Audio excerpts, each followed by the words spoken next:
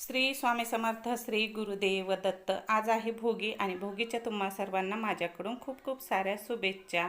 कितीही heavy sari NASA, कितीही makeup करा, शेवटी स्त्रीला स्वयंपाक करावाच लागतो।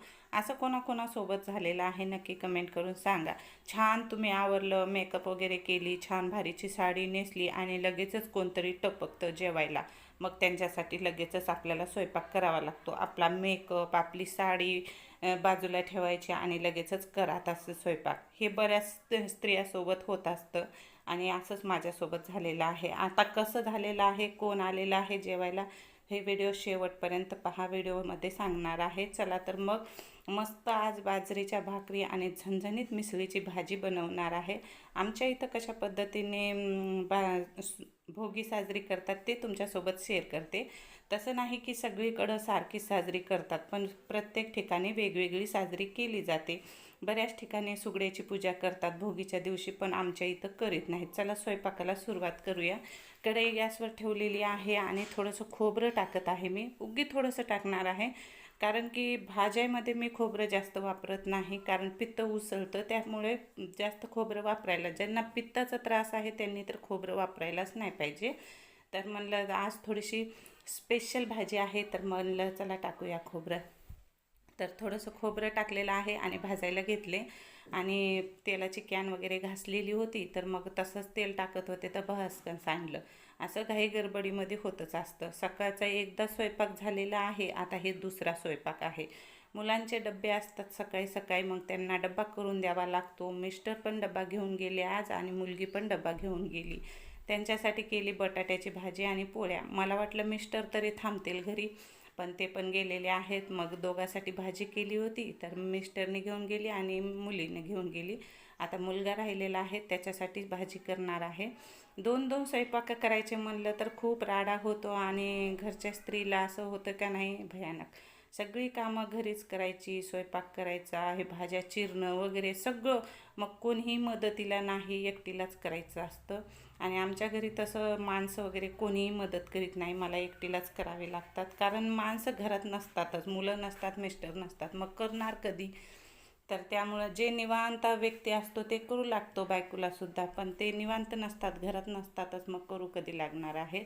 चला भाजी कशी केलेली आहे, खोबरं भाजून घेतलेलं आहे, त्यामध्ये 2 चमचे तिळ भाजून घेतलेले आहेत, मूठभर शेंगदाणे आणि लसण टाकलेलं आहे, 1 गाठी गावरानी लसण। त्याची ग्रेव्ही तयार केलेली आहे, तेलामध्ये ग्रेव्ही छान परतून घेतलेली आहे। त्यानंतर मग घरचं काळं तिखट मसाला आणि हळद घातलेली आहे आणि मीठ घातलेलं आहे। धनेपूड वगैरे मी भाजीला वापरत नाही। एकदम सिंपल भाजी केलेली आहे आणि खरंच सांगते अप्रतिम झालेली होती। आज मला वाटलं कोणी खाणार नाही म्हणून मी थोडीशीच केली, पण पुरलीच नाही भाजी। तर मग पाहिजे तितका रस्सा केला आणि त्यामध्ये मस्त छान गावरानी कोथिंबीर टाकली। कोथिंबीर असली ना भाजीला वेगळीच चव येते आणि रंग पण छान येतो। चला म्हणलं आता सगळा किचन वटा आवरून घेऊया आणि नंतर भाकरी करायला घेऊया।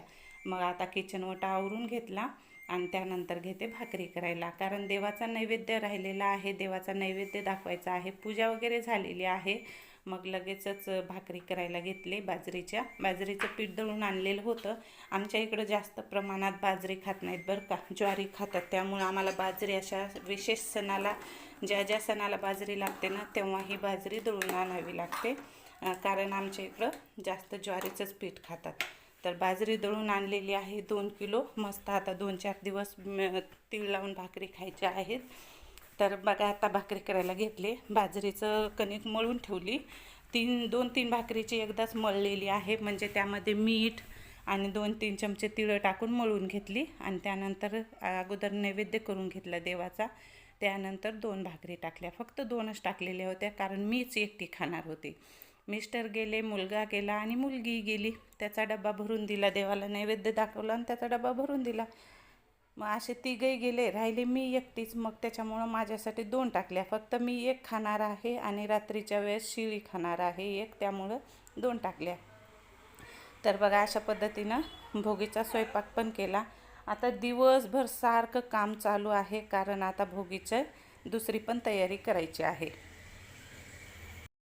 भाकरी करून घेतल्या, कपडे मशीनला टाकले, त्यानंतर मग माझं जेवण झालं आणि जेवण झाल्याच्या नंतर लगेचच भोगविडे करायला घेतले. आता भोगविडे कसे करतात तर 7 पानं घ्यायचे असतात, 7 लवंगा, 7 विलायची आणि त्यामध्ये धने, तीळ, तांदूळ, हळदी कुंकू टाकून त्याला असे 7 पानामध्ये ती सुपारी आणि बाकीचे साहित्य असे पॅक करायचे आणि 7 विडे करून ठेवायचे. 1 तुळशीला द्यायचा, 1 देवाला द्यायचा आणि 5 सुवासिनींना. आणि सुवासिनी आल्याच्या नंतर त्यांना आरसा दाखवायचा, कंगव्यानं त्यांचे विचारायचं, समोरून थोडंसं काजळ द्यायचं घालायला आणि असं असतं हे सुवासिनीचं भोगविड्याचं वाण. तर हे मी माझं लग्न झालं तेव्हापासून वाण केलेलं आहे, त्यामुळे आतापर्यंत करते. आणखीन उजवलं नाही, उजवणार आहे पण त्याला उजळणी नंतर करणार आहे, आता सध्या तर नाही करणार.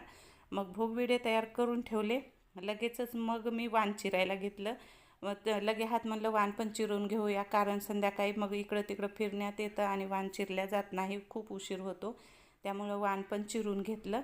आता हे झालं की लगेच झाडझूड करायची आहे आणि रांगोळी वगैरे काढून आपलं आवरावर करायची आहे, साडी गिडी नेसायची. मग सगळं जे काही वाणाचं साहित्य असतं सगळ्यांना माहिती आहे. आमच्या इकडं जे जे भेटलं ते मी त्यामध्ये मिक्स केलेलं आहे. आता इकडं गव्हाची ठुशी वगैरे काहीही भेटत नाही. आता बाकी सगळी आवरावर झाल्याच्या नंतर लगेचच मी वाण द्यायला घेतले आणि ही घेतलेली आहे संक्रांतीसाठी साडी. तर एक नाही तर 3 साड्या घेतलेल्या आहेत. चला म्हणलं याच्यावर ब्लाऊजसुद्धा मॅचिंग झालेलं आहे. घरामध्ये सेम टू सेम ब्लाऊज होतं, पिकोफॉल केलेली नाही, काही नाही, तशीच नेसली आणि मस्त हे करून घेतलं, मी वाण देऊन घेतलं. त्यानंतर लगेचच मग बाहेर आले, तुळशीला पण वाण दिलं. तुळशीला पण वाण द्यावं लागतं. 1 पानाचा विडा तुळशीला पण द्यायचा आहे आणि तुळशीचं घरातलं वाण झालं ना मग आपलं ह्याला द्यायचं आहे सुवासिनींना. सुवासिनी आल्या की त्यांना वाण द्यायचं आहे. तर अशा पद्धतीने भोगविडे करतात. भोगविडा कशासाठी करायचा तर आपल्या सौभाग्यासाठी करायचा असतो आणि हे प्रत्येक आता संक्रांतीचं वाण जे असतं ना सौभाग्यासाठी असतं, त्यामुळं हे सौभाग्याचं वाण आहे आणि सौभाग्याचं वाण करायलाच पाहिजे. आता बऱ्याच ठिकाणी भोगविड्याचं वाण करीत नाहीत, पण आमच्या इकडं करतात. आता तुमच्या इकडं कोणत्या कोणत्या भागामध्ये करतात का हे कमेंट करून सांगा. तर मी बऱ्याच ठिकाणी असे व्हिडिओ बघितले पण कुठंही मला असं वाण दिसलेलं नाही. परभणी भागामध्ये हे वाण केलं जातं. आता पाहू सवाशीन आली नटून खटून, बघा किती नटली सवाशीन, बघा नंदबाई आहे, नंदबाई आणि मी इथंच बसलेली असते मागच माझ्या. बघा गजरा मस्त किती नटली आहे. मी पण नटली की. साडी कधी घेतली बाई? ऑर्गिन्जा साडी आहे आणि ननंदबाई आल्या, त्यांना थोडंसं चिडवत होते मस्त नटून खटून आली म्हणून. आता हे ननंदबाई म्हणजे कोण तर सख्या नाहीत बरं का, हे आमच्या शेजारच्या आहेत आणि त्यांनी मिस्टरला भाऊ भाऊ म्हणतात आणि आमच्याच ह्याच्या आहेत, पाहुण्याच आहेत आणि खूप दिवसापासून हे शेजारीच राहतात. त्यामुळे नंदा भाऊजेचं नातं आहे आमचं आणि त्यापेक्षाही जास्त म्हणजे मैत्रिणीचं नातं आहे. सगळ्यात जास्त नातं चांगलं असतं ते मैत्रिणीचं. आम्ही जास्तीत जास्त मैत्रिणीच्या नात्यामध्ये राहतो. चला तर मग आता त्यांना पण वाण वौसा केलेला आहे आणि कशा पद्धतीनं केलं तुम्ही व्हिडिओमध्ये पाहिलंच आहे. त्यानंतर लगेचच बघा, तुम्हाला सुरुवातीलाच सांगितलं की कितीही मेकअप करा, कितीही हेवी साडी नेसा, स्वयंपाक हा करावाच लागतो. लगेच मिस्टर म्हणले मला भूक लागलेली आहे आणि भाकरी टाक. मग मी म्हणलं मला जायचं होतं, चला म्हणलं अगोदर ह्यांना खाऊ घालावं, मग आपल्याला उशीर झाला तरी चालतो. मग लगेचच भाकरी टाकायला घेतल्या. मी म्हणलं आता माझी साडी खराब होईल, साडी नेसायची काढायची, मग राहू दे म्हणलं, ते साडी खराब झाली तर झाली. चला म्हणलं लगेचच भाकरी टाकायला घेतल्या आणि दुपारची भाजी होती, त्यांना भाजी भाकरी दिली. मग भाजी इतकी छान झालेली होती, खरंच खूप छान. मुलगा म्हणला मला खायची नाही बाजरीची भाकर, पोळी खायची. तर मी म्हणलं अरे तू एकदा खाऊन तर बघ. त्यांनी एक खाली आणि छान त्याला कडक कडक भाजून दिली होती मी. त्यांनी एक खाली, परत अर्धी घेऊन खाली. ते म्हणला खरंच खूप टेस्टी लागत आहे. तसं तीळ लावून केलेल्या भाकरी आमच्या इथं सगळे खातात, पण ते म्हणला मला पण आवडते अशी भाकरी, पण भरीतसोबत खातो आपण सट्टीच्या दिवशी. त्यामुळं मी म्हणलं अरे ह्या भाजीसोबत पण खाऊन बघ, खूप टेस्टी लागते.